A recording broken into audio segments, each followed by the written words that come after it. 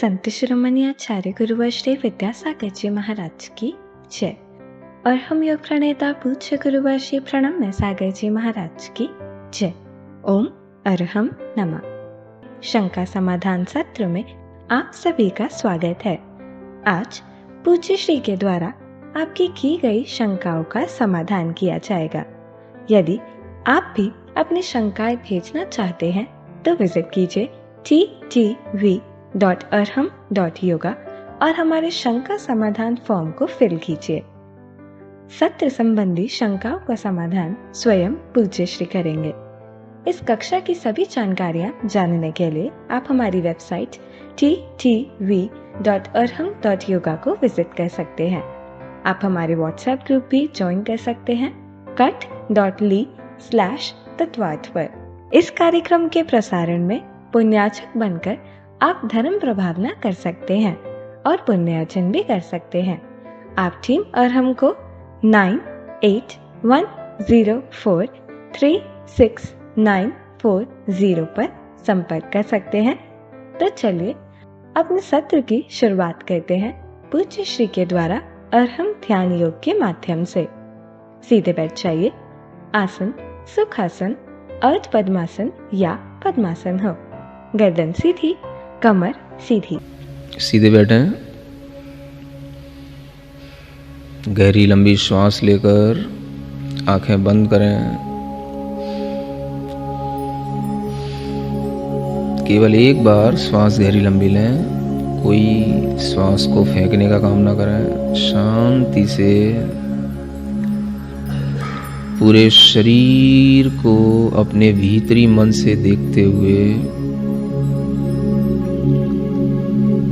अपने पूरे शरीर में फैली हुई अपनी आत्मा को महसूस करें। उस आत्मा से बंधे हुए कर्मों को महसूस करें।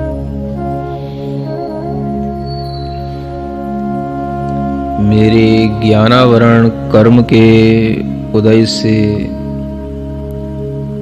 मेरी आत्मा में पूर्ण ज्ञान का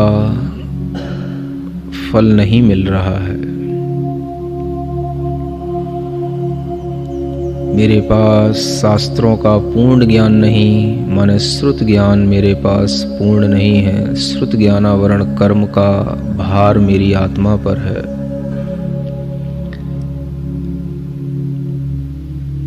अवधि ज्ञान, मनः परे ज्ञान, केवल ज्ञान, ये सभी ज्ञान भी मेरी आत्मा में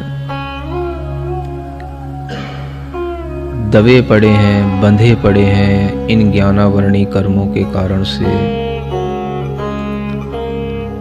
मतिक ज्ञान भी थोड़ा सा है। जैसा मेरे साथ है वैसा ही संसार के इस भरत क्षेत्र में दिखने वाले सभी जीवों में महसूस हो रहा है। संसार की सभी आत्माएं इन पांचों ही प्रकार के ज्ञानावरण कर्मों के भार से बंधी हुई हैं।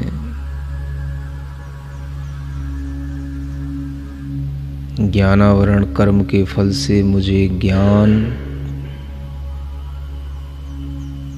पूर्ण ज्ञान, अवधि ज्ञान, केवल ज्ञान कुछ भी प्रकट नहीं हो रहा। ये मेरे ज्ञानावरण कर्म का फल है। महसूस करें।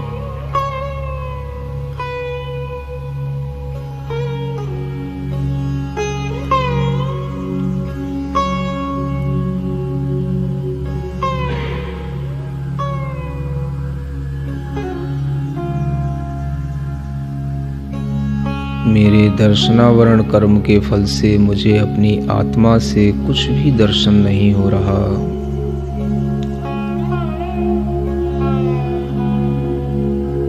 केवल दर्शन, अवधि दर्शन, सभी मेरे आंखें लुप्त पड़ी हुई हैं, बंद पड़ी हुई हैं। हे भगवान, मेरी आत्मा में बहुत सारे कर्मों के यह तीव्र उदय चल रहे हैं।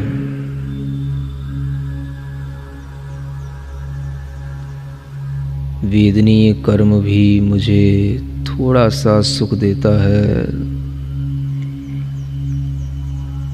दुख भी बहुत ज़्यादा है। ये सुख और दुख भी मुझे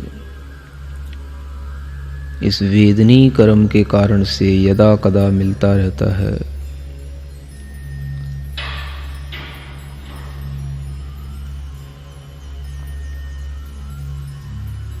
संसार के सब जीव इसी वेदनीय कर्म के कारण से सुख दुख भोग रहे हैं।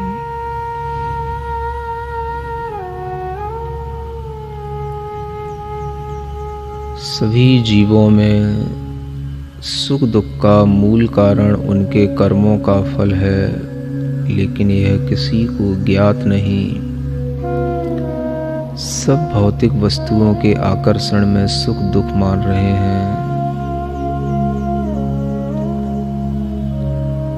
सभी जीव वस्तुतः इन्हीं कर्मों का वेदन कर रहे हैं, फल भोग रहे हैं।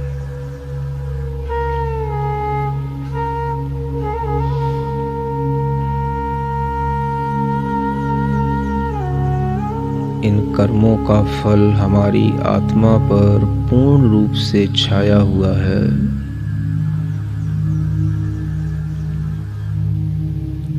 इसी के कारण मुझे अपनी आत्मा का ज्ञान, आत्मा का दर्शन,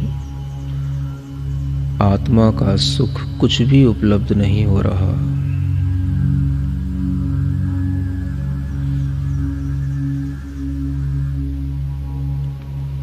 जैसे मेरी आत्मा में यह कर्मों का भार है, वैसे ही संसार की सभी आत्माओं में है। ऐसा हर एक जीव के अंतर आत्मा के कर्मों को देख करके महसूस करें।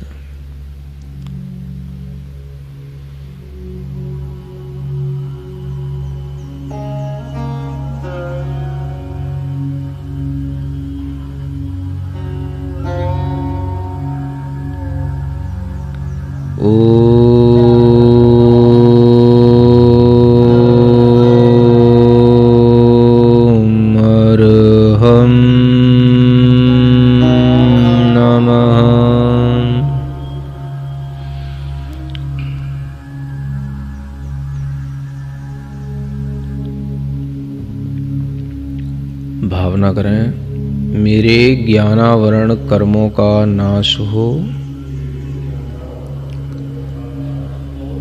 मुझे पूर्ण ज्ञान की प्राप्ति हो।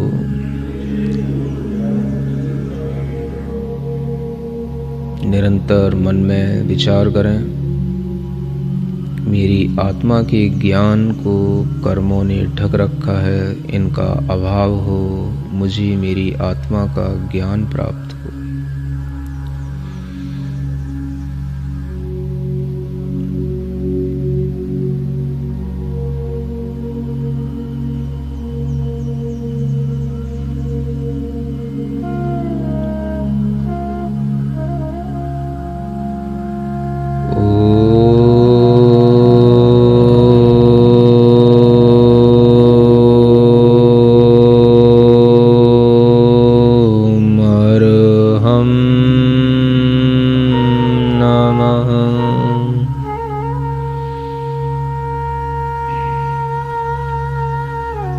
मेरी आत्मा के दर्शन को दर्शनावरणी कर्म ने ढक रखा है।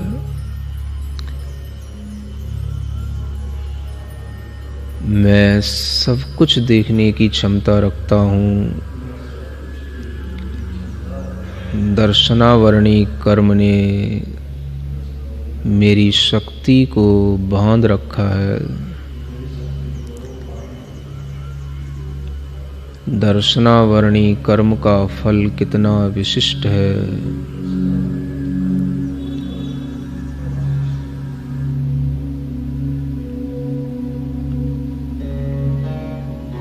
ओम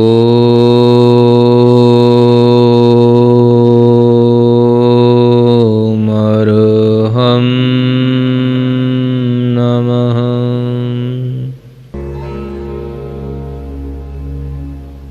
मुझे जो सुख का वेदन हो रहा है यह साता वेदनी कर्म का फल है। जो मुझे चिंता, रोग, अनेक तरह के अभाव, परेशानियाँ, यह सब मेरे असाता वेदनी कर्म का फल है।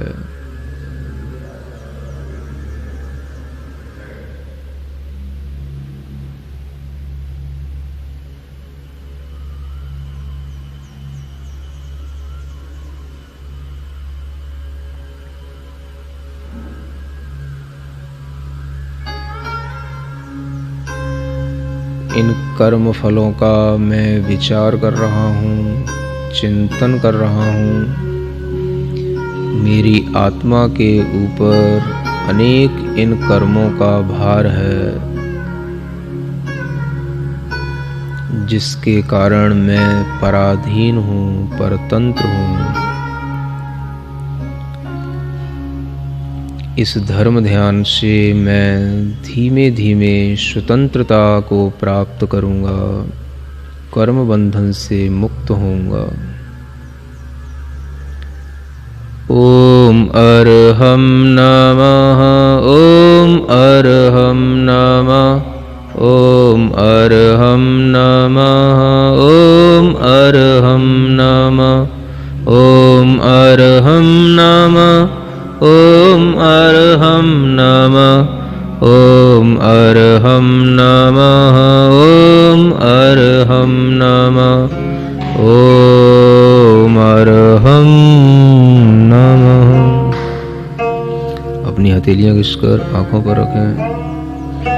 ओम अरहम परम शांति, ओम अरहम परम शांति, ओम अरहम परम शांति।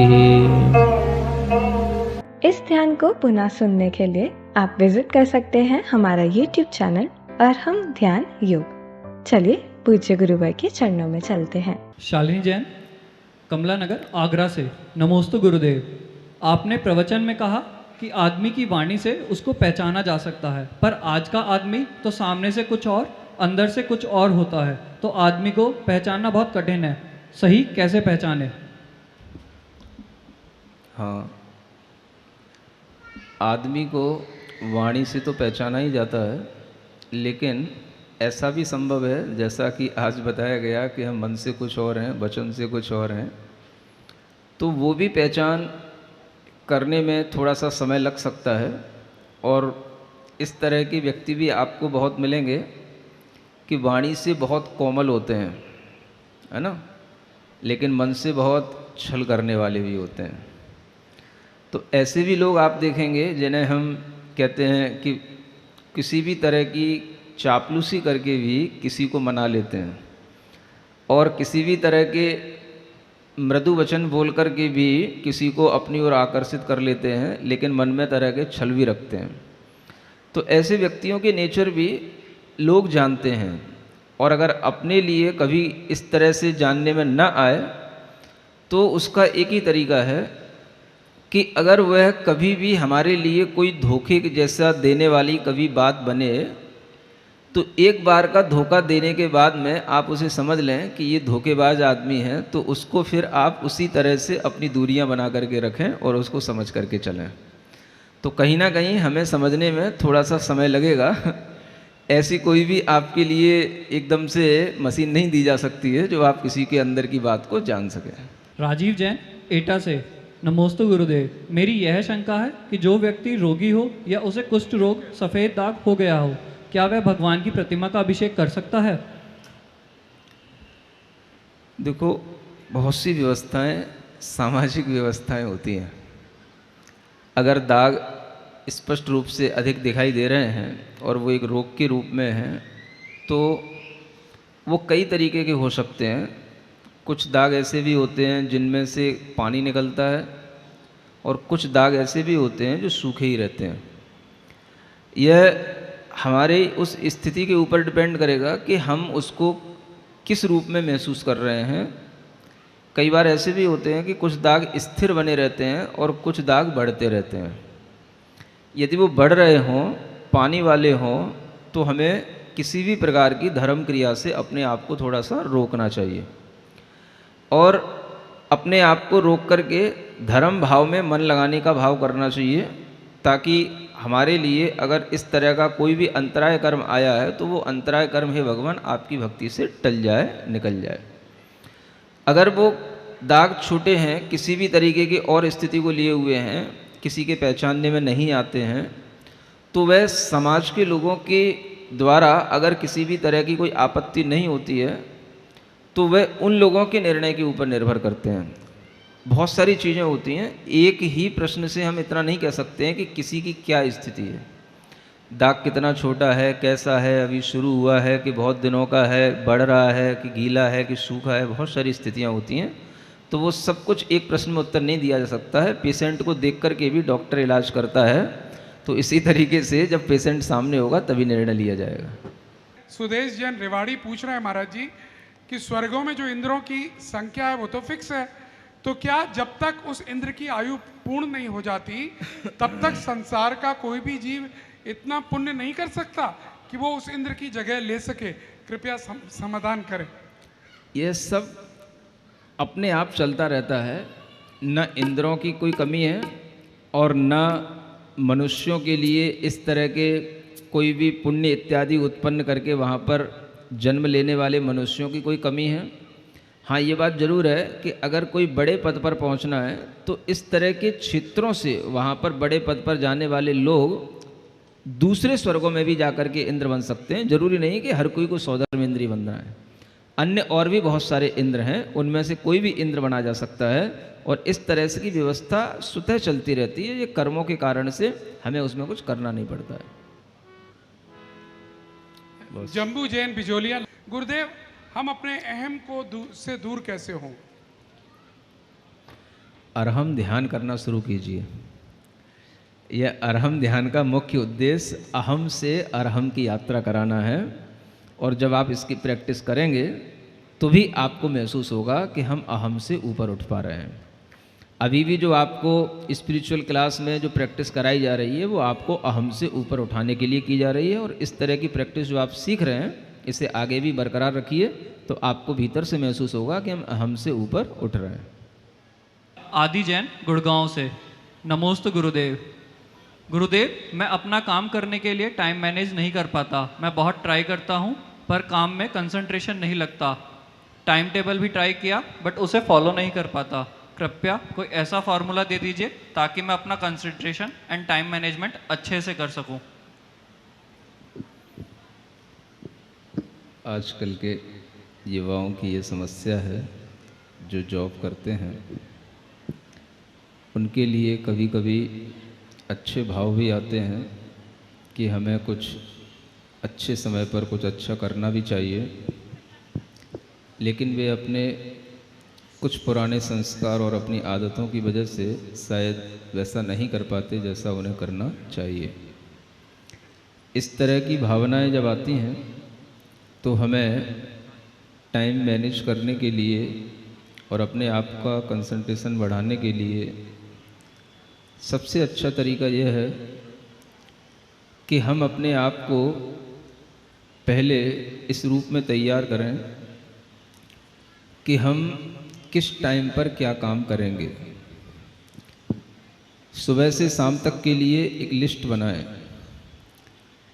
अपने हर एक टाइम का एक शेड्यूल बनाएं और उसके अनुसार पहले काम करने की कुछ कोशिश करें। हो सकता है कि वह शेड्यूल बिगड़ जाए, लेकिन यदि आप एक दिन के लिए अपने मन को तैयार करेंगे तो मुझे लगता है कि आप वो काम कर पाएंगे। अगर आप ज़िंदगी भर के लिए अपना शेड्यूल बना करके अपने आप को तैयार करेंगे तो आप बोर हो जाएंगे। प्रतिदिन के लिए आप शेड्यूल बनाएं। एक दिन आप सोचें कि आज हमें इतने टाइम तक ये काम करना है, इतने टाइम तक ये काम करना है, इसके बाद में ये काम करना है। तो जब आप सुबह उठने के बाद में अपनी जब लिस्ट तैयार कर लेंगे तो पूरी शाम तक आप उस काम को कर पाएंगे। ये टाइम मैनेजमेंट करने का तरीका होता है। और इसी तरीके से आपका कंसंट्रेशन बढ़ेगा, क्योंकि कंसंट्रेशन तभी बढ़ता है जब हमको पता होता है कि इतने टाइम तक ये काम करना है। जब हमारे पास में ये मालूम होता है कि हमारे पास टाइम बहुत है, तो कंसंट्रेशन भी इधर उधर चला जाता है। तो टाइम से हर काम करने पर अपने आप कंसंट्रेशन आ जाता है। कंसंट्रेशन करने की ज़रूरत नहीं है। जब आप किसी दो टाइम के बीच में अपने आप को पैक कर लेते हैं कि इसके बाद मुझे ये करना है, इसके बाद मुझे ये करना है, तो कंसंट्रेशन उस चीज़ पर अपने आप हो ही जाता है। आप देख रहे हैं कि सुबह से शाम तक यहाँ पर हर काम बिल्कुल कंसंट्रेशन और टाइम मैनेजमेंट के साथ चलता है। अगर आप इस शिविर से भी कुछ सीख सकें तो ये भी आपके लिए एक अच्छी सीख होगी कि किस तरह से टाइम को मैनेज करके पूरा दिन अच्छे ढंग से सबका धर्म ध्यान होता है।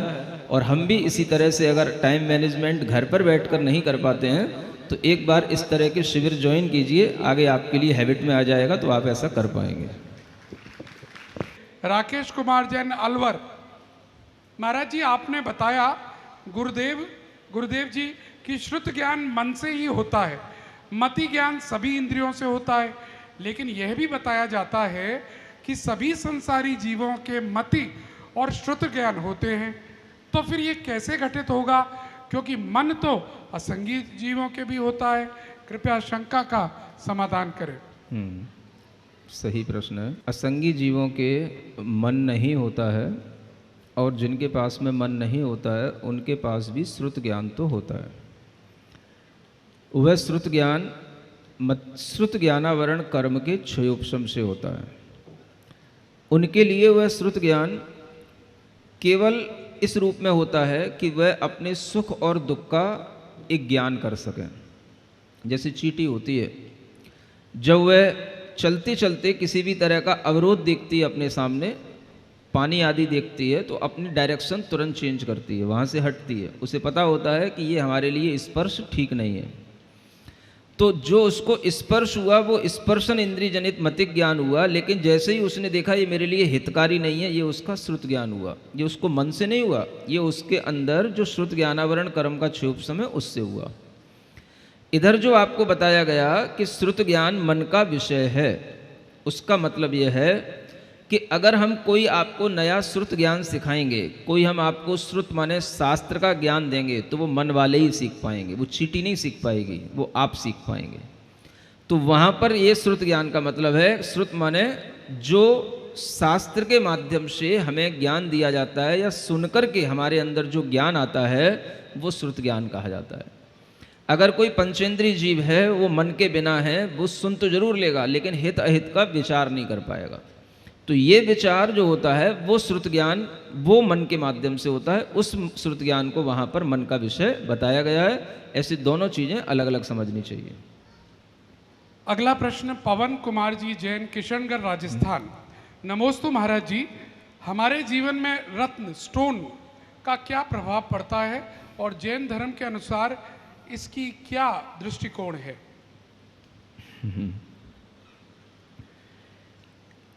रत्नों का प्रभाव क्या पड़ता है ये तो कहना बहुत कठिन बात है, लेकिन रत्नों का महत्व जैन दर्शन में काफ़ी कुछ है। और वह महत्व इस रूप में है कि आप रत्नों को इकट्ठा करें, रत्नों का से किसी भी तरीके से उपयोग करें, और रत्नों के माध्यम से ही आप अनेक तरह के अपने सजावट आदि के कार्य करें, अपनी वैभव को बढ़ाएं। लेकिन किसी एक रत्न को पहन लेने से या किसी एक रत्न को जेब में रख लेने से या उसको अंगूठी में लगा लेने से हमारे कोई बहुत ज़्यादा काम बन जाते हैं, या हमारे कोई ग्रह बदल जाते हैं, या हमारे कोई दिशाएं बदल जाती हैं, ये बात कहीं भी हमें जैन दर्शन में लिखी हुई नहीं मिली, और ये कहीं भी हमें जैन दर्शन से कोई समर्थित बात नहीं लगती है। अगर आप जैन दर्शन के अनुसार चलना चाहते हैं तो ऐसी कोई भी बातें जैन दर्शन में नहीं है कि इन रत्नों के माध्यम से ये ग्रह ठीक हो जाएंगे, इन रत्नों के माध्यम से ये आपदाएं दूर हो जाएंगी। आप रत्न रखिए, अपना वैभव बढ़ाइए, इसमें कोई दिक्कत नहीं है, लेकिन उन रत्नों के माध्यम से हमारी कोई दशाएं सुधरती हों, ऐसा कुछ नहीं है। ये आपके लिए एक मिथ्या भ्रांति है और इसे दूर करने की कोशिश कीजिए।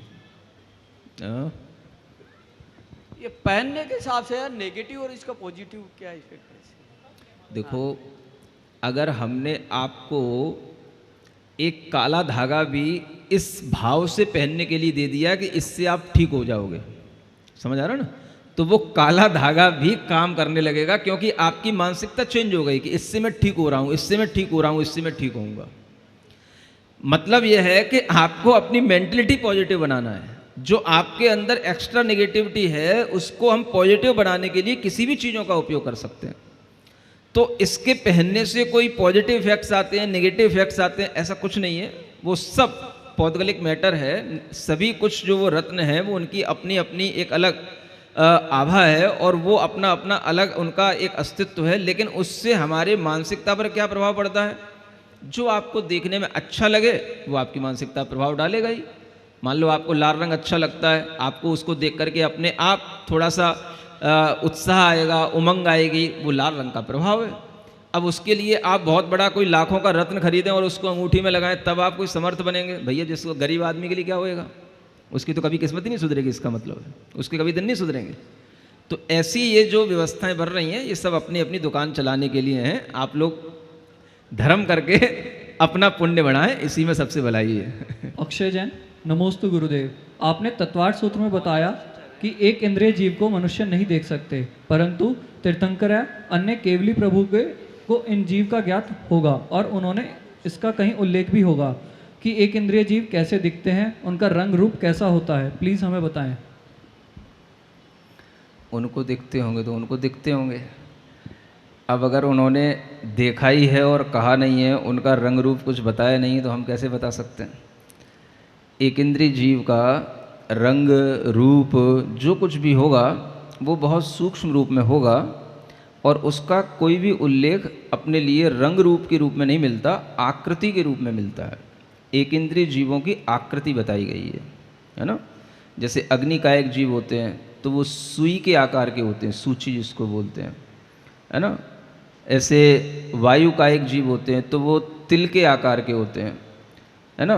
तो इस तरह से आकृति बताई गई है। रंग रूप जो है उसके साथ में क्या है, इस तरह का ज्ञान अभी दिया नहीं गया, इसलिए आपको दिया नहीं जा सकता है।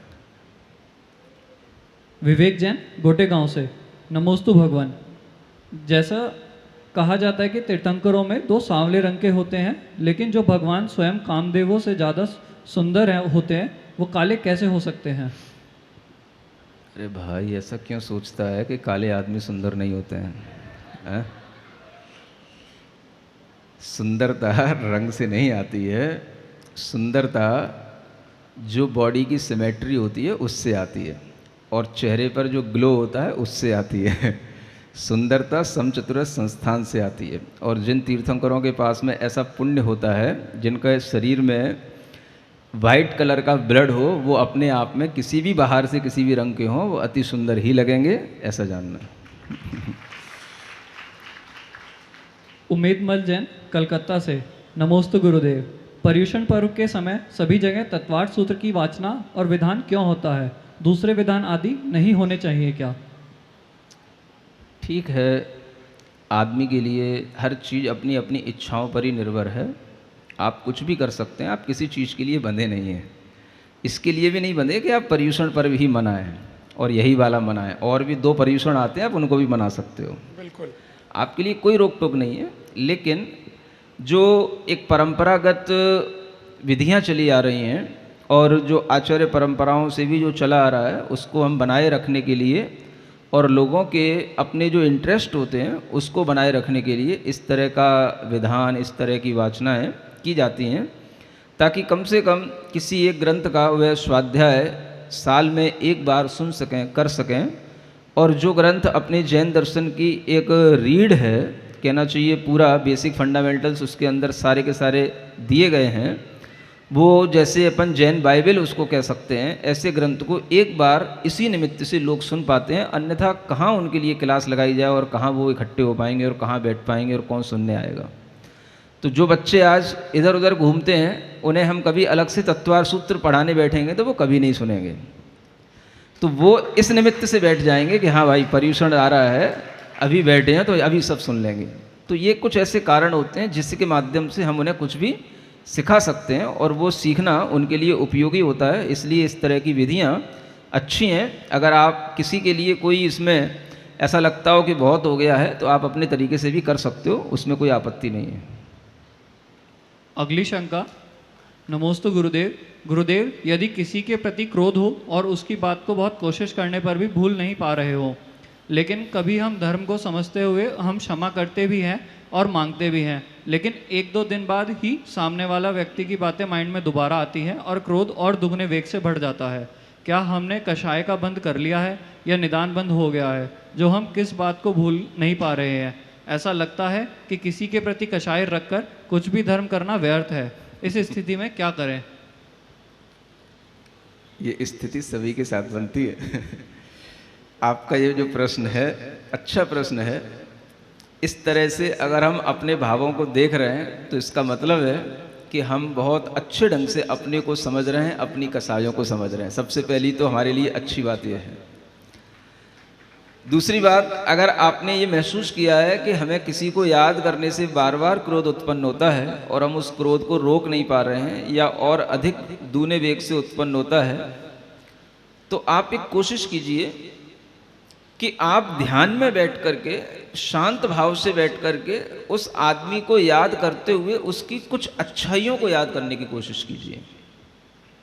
यद्यपि ये काम सरल नहीं है। अगर आपको उसकी याद आते ही गुस्सा आने लग जाता है, उसकी याद आते ही आपको गुस्सा दूना हो जाता है, तो आपको कहीं ना कहीं अपने मन में पहले क्षमा भाव धारण करके, शांत भाव धारण करके ये एक प्रैक्टिस करनी पड़ेगी। अन्यथा आप ये सोचेंगे कि हमारे लिए कहीं कोई कषाय का बंद हो गया है तो हम धर्म नहीं कर पाए, या धर्म करें तो हमारा कोई उसका मतलब नहीं है। ऐसा नहीं है। धर्म इसी का नाम है कि आप उसको करते रहिए, चोट मारते रहिए। धीरे धीरे वो चोट पड़ते पड़ते, धीरे धीरे आपके मन पर वो अभ्यास आते आते, आपके मन में जब शांति का भाव हो उसी समय पर वो चोट मारिए। वो शांति का भाव कब होता है? अगर आप जो दोपहर का सेशन होता है, अगर उसको अटेंड कर रहे हो, जो स्पिरिचुअल जर्नी का सेशन है, तो आप उसमें उस तरह से कायोत्सर्ग के भाव में आइए, उस तरह से अपने आप को बिल्कुल बाहर से शून्य बनाइए और फिर उस शांति के भाव में जब आप बैठ जाएं, जब आपका टाइम पूरा होने का हो, उस समय पर आप उसको याद कीजिए। आपको लगेगा कि अब क्रोध पहले की तरह नहीं आएगा। ये आपको महसूस होगा, 100% होगा। आप करके देखिए।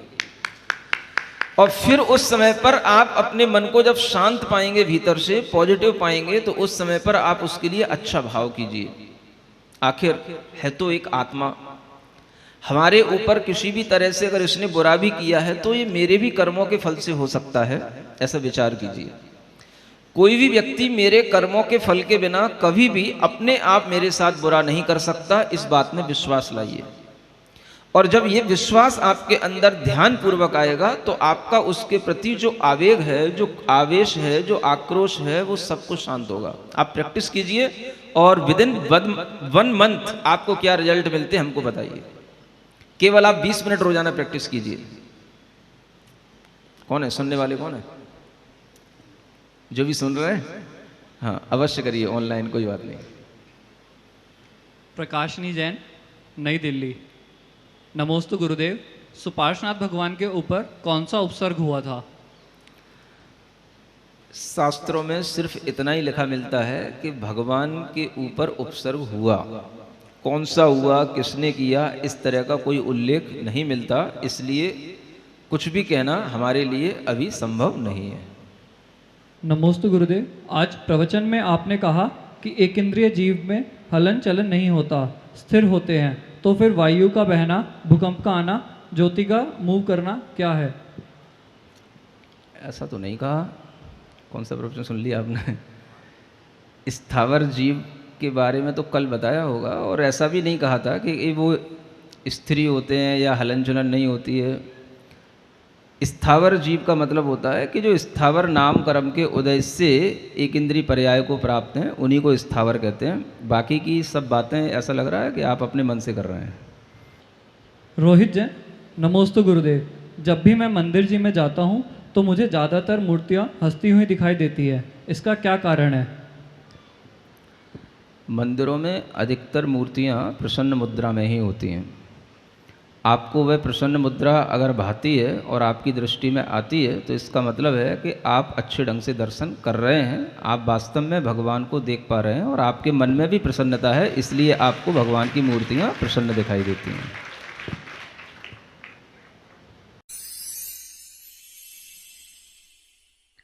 सिरिजिणवाणी जग कल्याणी जग जन मदतम मोहरी जनमण हारी गढ़हर हारी जम जरा भव रोग हरि तिथ्य राणम दिव्य झुणिम जो पड़ई सुणई मय्ये धारई राणम सौख मणंतम धैर्य सासद मोक्ष पदम पावई सासद मोक्ष पदम पावई।